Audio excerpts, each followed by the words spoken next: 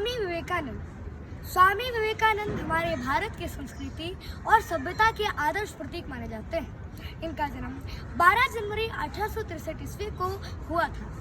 घर का नाम इनका नरेंद्र था।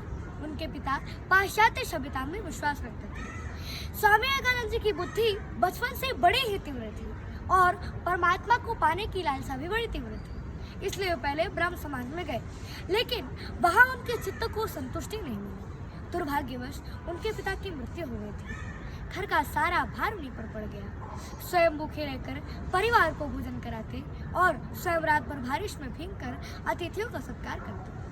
अंततः उनका विवाह भी नहीं हुआ था। एक दिन रामकृष्ण परमहंस की प्रशंसा को सुनकर पहले तो उनसे तर्क करने की विचार से उनके पास गए, किंतु रामकृष्ण परमहंस ने उन्हें देखते ही पहचान लिया कि ये तो वही शिष्य है जिनका उन्हें बेसब्री से इंतजार था।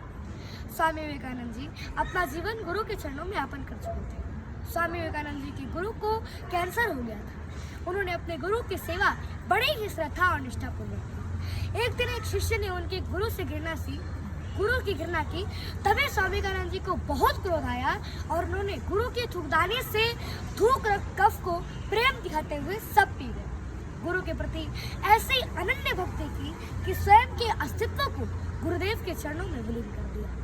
25 वर्ष की अवस्था में उन्होंने गेरुआ रंग अर्थात भगवा रंग धारण किया और पैदल ही पूरे भारतवर्ष की यात्रा की। स्वामी विवेकानंद जी प्रतिनिधि में अमेरिका पहुंचे, शिकागो में।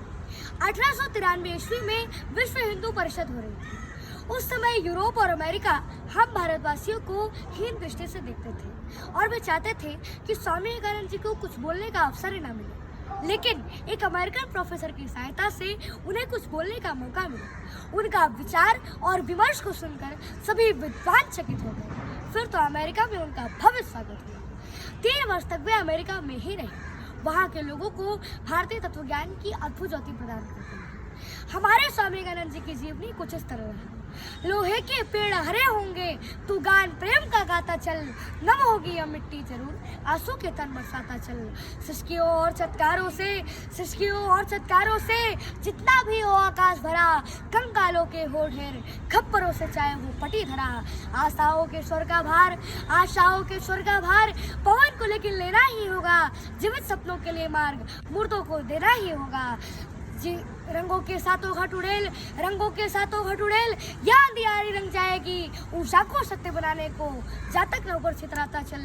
तलवार मारती उन्हें बांसुरी उन्हें नया जीवन देती, जीवनी शक्ति की अभिमानी यह भी कमाल दिखलाता चल। और 4 जुलाई 1902 को उनका पार्थिव शरीर पंच तत्व में विलीन हो गया और आज सारा विश्व हमारे भारत के चरणों में नतमस्तक है। जय हिंद, जय भारत, वंदे मातरम।